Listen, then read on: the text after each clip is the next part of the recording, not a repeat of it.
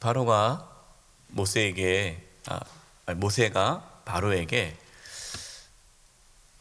이스라엘 백성들이 멀리 떠나서 하나님께 예배해야 되니까, 하나님을 섬겨야 되니까 떠나기를 허락하라라고 하니까 오히려 그걸로 인해서 이스라엘 백성들의 노동이 더 심해지지 않았습니까? 이것으로 인해서 이제 백성들의 원망이 이제 모세에게 전해지게 된 것입니다. 모세는 또 그걸 가지고 하나님께 원망을 합니다. 22, 23입니다. 모세가 여호와께 돌아와 아뢰되 주여 어찌하여 이 백성이 학대를 당하게 하셨나이까? 어찌하여 나를 보내셨나이까? 내가 바로에게 들어가서 주의 이름으로 말한 후로부터 그가 이 백성을 더 학대하며 주께서도 주의 백성을 구원하지 아니하시나이다. 모세는 왜 자신을 애굽에 이렇게 보내셔서 이러한 원망을 듣게 하시는지, 왜 백성들에게 더 큰 학대를 받게 하시는지 이해할 수가 없었죠. 그래서 하나님을 원망합니다. 근데 잘 보세요. 모세는요, 하나님의 말씀을 제대로 듣지 않은 거예요. 여러분, 하나님께서 모세에게 네가 가서 바로 왕한테 이스라엘 백성들 나가서 하나님을 섬기겠다라고 전하면 바로가 바로 그렇게 허락해 줄 거다라고 말씀했습니까? 그러지 않았죠. 바로의 마음이 완악하기 때문에 쉽게 이렇게 보내주지 않는다. 그래서 여러 가지 하나님의 심판을 통해서, 그리고 마지막에 애굽의 장자가 죽음으로써 그제서 비로소 바로가 보내줄 것이다. 그러한 과정을 통해서 이 애굽 사람들, 또 이스라엘 백성들, 또 열방들이 하나님을 알게 될 것이다 라고 이미 말씀해 주셨어요. 그러니까 이렇게 바로 이렇게 떠나지 않을 것이다, 그를 염두에 두고 하나님은 충분히 말씀해 주셨습니다. 그런데 모세는 그 하나님 말씀을 듣고도 자기가 좋은 대로 해석해 버린 거예요. 자기가 듣고 싶은 말씀만 들은 거예요. 그러니까 빼놓고 너희들이 나오게 될 것이다, 그것만 딱 듣고 근데 왜 안 나오냐는 거죠. 여러분, 우리가 하나님께서 우리에게 말씀하시는 말씀들을 보면요, 분명히 하나님께서는 우리의 삶에 환난과 고난과 역경이 있을 것이라고 말씀하십니다. 그러나 그러한 환난과 고난과 역경 가운데서도 내가 너와 함께 할 것이다. 그리고 모든 것을 합력해서는 이룰 것이다. 그러니까 과정에는 어려움이 있죠. 실패도 있죠. 그러나 궁극적으로는, 마지막에는 우리는 승리하게 될 것이다. 이것이 하나님께서 우리에게 주시는 말씀이에요. 여러분, 우리가 이 땅에서, 물론 우리가 이 땅에 살아가면서 하나님께서 우리의 삶의 여러 가지 문제들을 응답해 주시고 해결해 주시고 승리케 하시는 부분도 있습니다.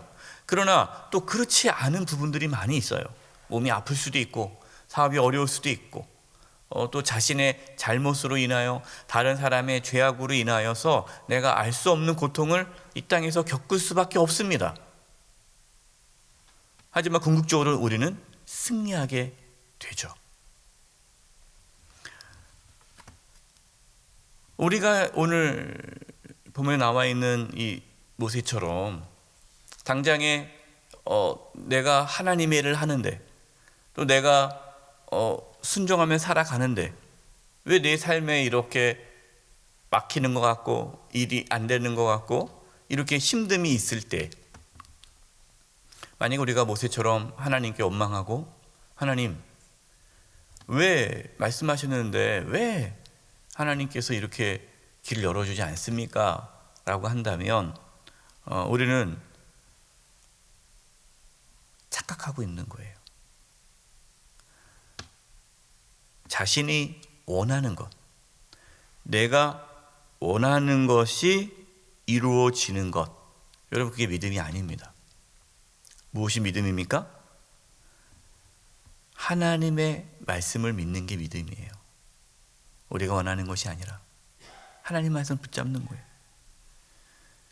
그래도 내가 몸이 아프거나 내가 가난하거나 내 인생에 여러 가지 환난과 고난이 있어도 하나님의 나와 함께 하심을 믿는 믿음이 그게 믿음이에요. 하나님께서는 지금 그거를 이스라엘 백성들에게 가르쳐 주시는 거고, 그리고 훈련시키는 거고, 또 모세에게도 그 믿음의 훈련을 시키는 겁니다. 사랑하는 성도 여러분, 지금 어떠한 어려움이 있습니까? 어떠한 고난이 있습니까? 여러분, 그것은 과정이지 그 결과가 아니에요. 끝이 아니에요. 우리는 승리하게 되어 있어요. 우리는 이미 승리한 자고, 우리는 결국에는 하나님의 나라에 들어가고, 우리는 반드시 하나님의 나라를 유업으로 얻게 됩니다. 우리는 이미 승리한 자예요. 그렇기 때문에 이 땅에서 찾아오는 작은 그러한 실패와 장애와 어려움을 믿음으로 바라볼 수 있기를 바랍니다. 1절입니다. 6장 1절. 여호와께서 모세에게 이르시되 이제 내가 바로에게 하는 일을 내가 보리라. 강한 손으로 말미암아 바로가 그들을 보내리라. 강한 손으로 말미암아 바로가 그들을 그의 땅으로 쫓아내리라. 하나님께서는 모세를 책망하지 않으십니다. 내가 언제 바로 보내준다고 했느냐, 이렇게 말씀하지 않으세요. 왜? 아직 모세가 믿음이 부족하니까 하나님께서는 모세에게 담대한 믿음을 가질 수 있도록 하나님의 강하심을 말씀해 주십니다. 하나님께서 강한 손으로 말미암아 바로가 이스라엘 백성들을 보낼 것이다라고 말씀하고 있어요. 그렇기 때문에 우리는요, 무엇을 바라봐야 합니까? 지금 우리가 처한 상황을 바라보는 것이 아니라 하나님의 강한 손을 바라보셔야 돼요. 하나님의 강한 손. 하나님께서 반드시 하나님의 강한 손으로 우리를 인도할 것이다 라는 그 믿음으로 나아가는 거예요. 우리의 인생에 실패와 어려움이 있을지라도 그것이 지금 내가 겪고 있는 것이 전부가 아니라고 생각하시고 승리할 것을 믿음으로 우리는 나아가는 겁니다. 5절입니다. 이제 애굽 사람이 종으로 삼은 이스라엘 자손의 신음소리를 내가 듣고 나의 언약을 기억하노라.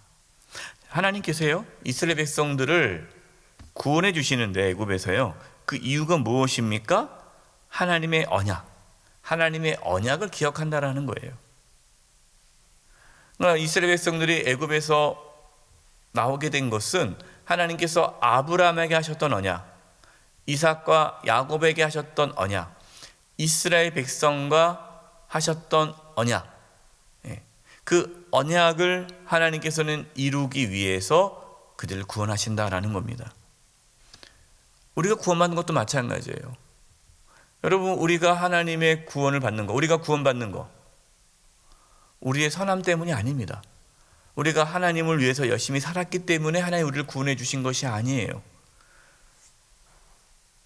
예수 그리스도를 통해서 우리에게 주신 새 언약 무엇입니까?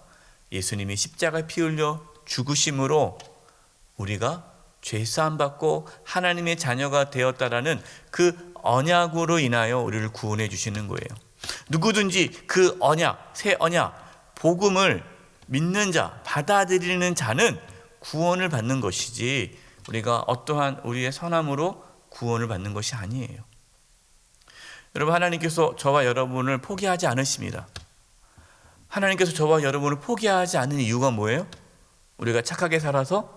아닙니다. 우리가 예수님을 믿어 하나님의 자녀가 되었기 때문에 하나님의 자녀는 하나님께서 책임져 주시고 지켜주시고 끝까지 붙잡아 주신다는 그 약속, 그 언약 때문에 하나님께서 오늘도 우리를 지켜주시는 거예요. 여러분, 이것이 흔들리면요, 내가 하나님을 위해서 열심히 살 때는 하나님 나를 지켜주는 것 같고, 또 내가 육체의 욕심대로 또 살 때가 있지 않습니까? 죄를 질 때가 있지 않습니까? 우리가 악한 마음을 품을 때가 있지 않습니까? 하루를 되돌아봤을 때 내가 정말 오늘은 하나님을 뵐 면목이 없다. 뭐 그럴 때가 있잖아요. 그럼 그때는 또 어떤 마음이 들어요? 하나님 날 버리는 거 아니야? 여러분, 그 사탄이 주는 마음이에요.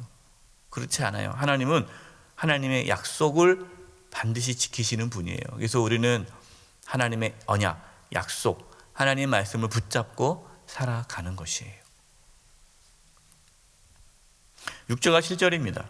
그러므로 이스라엘 자손에게 말하기를 나는 여호와라. 내가 애굽 사람의 무거운 짐 밑에서 너희를 빼내며 그들의 노역에서 너희를 건지며 편팔과 여러 큰 심판들로서 너희를 속량하여 너희를 내 백성으로 삼고 나는 너희의 하나님이 되리니 나는 애굽 사람의 무거운 짐 밑에서 너희를 빼낸 너희의 하나님 여호와인 줄 너희가 알지라.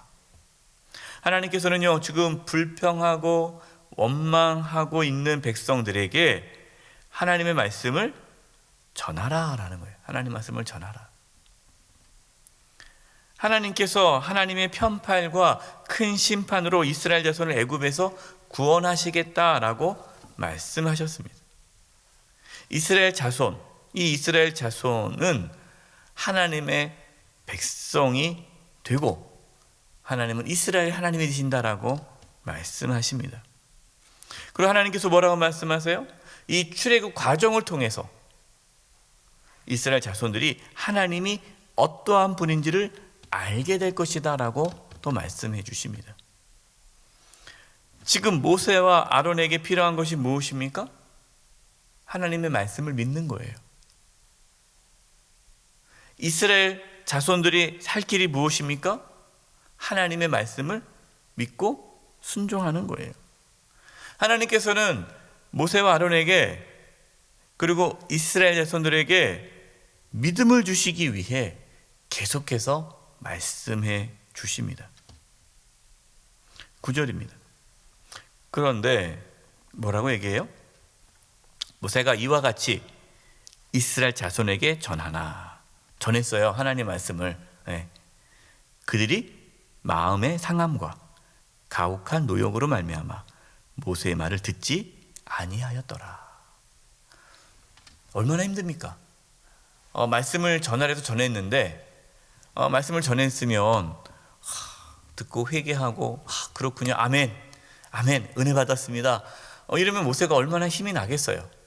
근데 마음이 상하잖아요. 이스라엘 백성들이 노동을 더 해야 되니까. 그래서 모세가 전한 하나님의 말씀을 듣지 않습니다. 여러분, 이게 얼마나 힘든 사역이에요. 모세가 얼마나 힘들겠습니까? 하나님 말씀을 전한다고 해서 그것이 바로 또 반응이 오는 게 아니에요. 원망하고 따집니다. 여러분, 우리가 이러한 상황을 겪을 수가 있어요. 어떻게 됩니까? 그런 상황에서도 끝까지 하나님 말씀을 전해야 돼요. 목회를 하다 보면 낙심될 때가 있죠. 아무리 말씀을 전해도 말씀을 들어도 변화가 없고, 또 하나님 말씀을 전할 때 그거를 거부하고 목사님 그거는 그렇게 못합니다. 어떻게 그렇게 합니까? 목사님은 그렇게 살 수 있지만 나는 그렇게 못합니다. 하나님 말씀을 권면해도 받아들이지 않고 거부하는 분들을 만날 때가 있죠.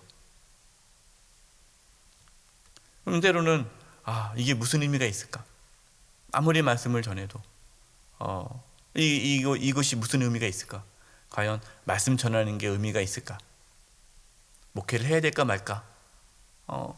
제가 그동안 목회하면서 그러한 경험을 가질 때가 있어요. 도망가고 싶을 때도 있고, 너무 힘드니까.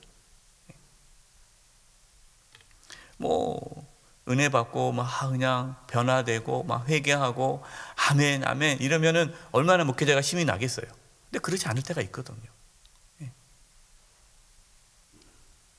그래도 하나님 말씀을 전해야 되는 거죠. 하나님께서 바로에게 가서 하나님 말씀을 전하라고 합니다. 모세는 이렇게 얘기해요.